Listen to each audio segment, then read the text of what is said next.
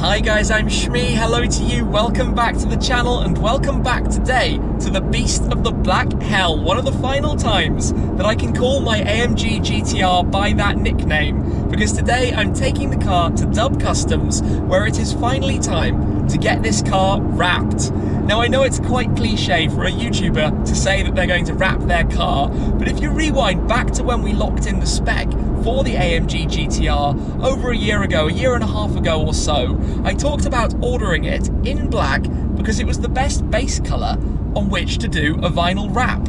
You don't see any of the colour coming through the panel gaps, the door shuts look tidy, so that was basically the plan all along. But then it arrived, it looked so good in black that we took it to Topaz to do the full paint protection film. It's looked fantastic throughout since then, but with a few events upcoming, I wanted to inject some new life to it, and we actually happened to have ordered some vinyl wrap way back with the intention of doing it on this car. So it's finally time to actually get the GTR wrapped. However, between myself and Dub Customs lies this traffic jam. It's been the story of the week, to be completely honest, here in England. The weather has been fantastic all week. The entire country is gripped by football fever, obviously, but every single day I've tried to go anywhere has just been a horrific traffic jam. The amount of time I've wasted sitting on motorways, just no fun at all, although a car like this obviously makes it a little bit better. Anyway, this has been long awaited. Today we're going to get started on the vinyl wrap. I'll show you the material that we're going to use as soon as we get there, so you can see the reasons behind the colour that I've picked, the exact shade that it's going to be. There is also quite a special key that I'd like to show you for this car, and I've received back some of the paint samples for the Ford GT that I'm going to show you as well. So let's get to Dub Customs, where the Focus RS is being worked on also to have its carbon fibre Ventus Veloce aerodynamic package installed, and get things started with the AMG GT R, the current Beast of the Black Hell that will sadly be no more. But wait and see what it's going to look like, because I think this is going to be awesome. It's late in the day, but I've made it to Dub Customs where the sun is now setting, but that means we have the perfect light to take a look at the exact shade of yellow that I have chosen for this car. It's perched precariously on the wing beside me, but let's take a look at the new colour, the pearlescent yellow metallic. It's very reminiscent to the AMG Solar Beam, the colour that they offer from factory for the AMG GTR, but that cost $10,500 more than having the car painted in black. So you can see why I didn't go for it from new, given the usage of the car. However, if you look all around it, and we've installed a part here just now, just so you can see exactly how this colour looks. It's a very rich colour. You can see from the brighter shining sections to the darker sections, but looks almost identical to Solar Beam. You can see how it's going to match up with the yellow calipers, for example, and if we come and check out the interior of the car, I fitted all the yellow options basically that they offered from the factory. So the yellow seat belts, the yellow stitching and AMG embroidery in the headrest. You've got the yellow traction control toggle in the center console, yellow stitching also around the Dynamica on the steering wheel, the leather on the dashboard. You can see the yellow accents that will all tie in very nicely with this colour when we have the car fully wrapped in it. So there's a preparation stage to wipe it all down, get it all set, but we'll take the car inside and start thinking about how all of this is going to go.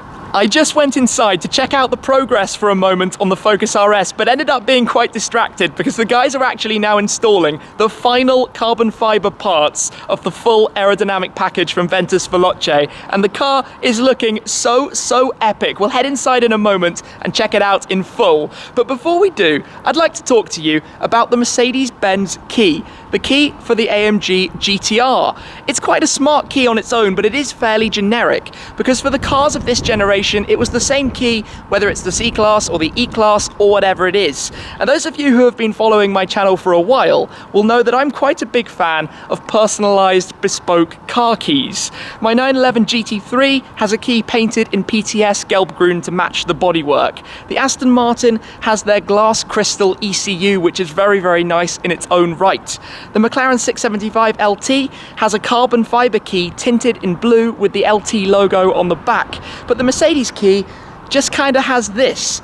So a company reached out to me, Carlux Designs, who create bespoke keys, and they have created one for this car. Come and check this out. It is really nice.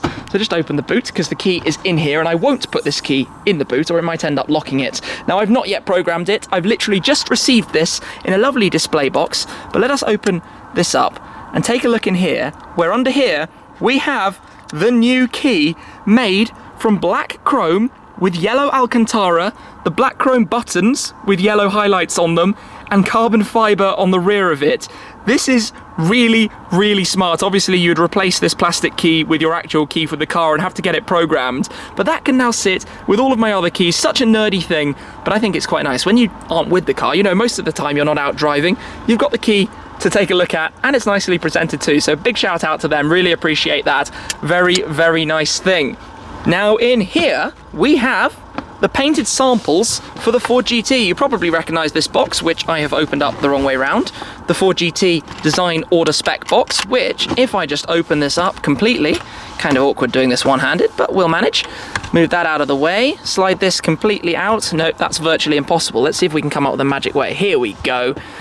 You'll recognize there we have the liquid red paint sample with the Allen Man stripe, and there we have the new gold. This is the sample that I have signed off and confirmed as the color. Now, a few people have commented on my stories and Instagram posts that it looks quite yellow, but honestly, it's very gold. You would not mistake this for, say, a McDonald's colour scheme. It is very much an Iron Man colour scheme. So, hey, all credit to Robert Downey Jr. I think this is going to be awesome. The Allen Man Racing Gold for the Ford GT. Anyway, let me pack this up. Let's head back inside and check out the Focus RS. There is actually some stunt bike training going on in the background, which you can probably hear, but let's take a quick glimpse at the red Focus RS. It's not entirely finished. We'll take a better look at it when it is, but just check out how menacing this looks.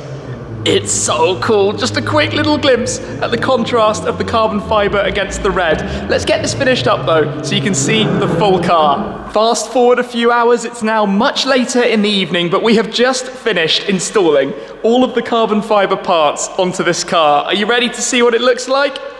Ta-da! The menacing Red Edition project car. Let me just walk you around the carbon fiber Aero package, the Ventus Veloce parts that have really turned this into quite a beast. We need to come up with a name. What would you call this car? I mean, this isn't the end of the exterior stage. This is just this installation part with these different carbon bits. So we've got the aggressive bonnet at the front, we've got the grille at the center, the fog light inserts, the canards around the side, the two stages of the spoiler down at the bottom, the side skirts on each side, the wing at the back, and the diffuser as well. But I want to show you the diffuser also because it looks really good up close. All of these parts are glossy carbon fiber, which contrast against the race red paintwork in such an awesome way. This is, well, the first time I've done a conversion like this to a car in my life, and it looks so crazy. Remember, it's a Focus. It's like a family hatchback normally, except this one now has the complete interior from proto trim and now the exterior to just add even more aggression to it. So this is just stylish with the red Alcantara that we have throughout the inside, mixed with various leather parts. And then you combine that with what we've got on the outside. And obviously there are going to be engine upgrades in due course. That's all going to be coming when it's got some more miles on it. But the first stage will also add some wheel changes and calipers, as well as some parts on the inside, steering wheel, gear knob. So that's all coming very soon, as well as a couple of other bits. But this just looks crazy. To look at the parts in more detail, they're all carbon fiber, so the bonnet, for example, is quite easy to lift up, whereas the original car's bonnet is actually really quite a heavy part. This takes two people to carry the red full metal bonnet, no chance of actually being able to lift that. And then down here we've got all of the original parts, the kind of cheap plastic parts that have come off the car, but those have literally been directly replaced with the new components. The lightweight components, aerodynamic, if you look at here, for example, this feeds through, the Nakatuct here feeds straight through to an intake to cool down the engine inside, but everything's directly replaced. I particularly like the carbon front grille. That is very smart there at the front. The fog lamp inserts, the canards are aggressive around the edge, just sporty. The spoiler at the front does exactly that too, working with the rear one at the back. The side skirts are a very neat touch. They just fit tidily between the wheels, running the full length there. The rear wing has this double layer to it that you can see fitting in the third light up at the top as well. And then, as I mentioned, the diffuser down here at the back, housing at the moment the stock exhaust. That will change. Watch this space with the reverse light in the center. But this is really very nice the way that fits into the middle at the back there. So here we have the Ventus Veloce parts, but it is time to get this car out, swap it around with the AMG GTR, and talk more about the wrap. I mean, it sounds good. That's the 2.3 litre 4-cylinder EcoBoost, but it could sound significantly better. So all in due course, that will happen from the exhaust. At the moment, the car needs to be brought out of the workshop, where there are plenty of very nice cars at the moment. M2, GT4, Vanquish S, DBS, Volante. Yeah, you kind of get the point. So out the RS will come, and then we will swap it around with the Mercedes. So it's back on the Schmee plate, which, by the way, you might notice now has my quote from Henry Ford on it. If you think you can do a thing, or you think you can't do a thing, you're right. Well, we thought we could make a project, and we've made a bit of a project.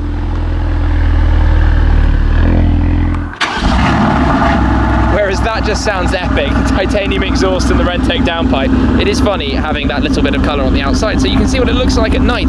I think this car is going to look insane when it's finished. I'm very, very excited about the final look of this.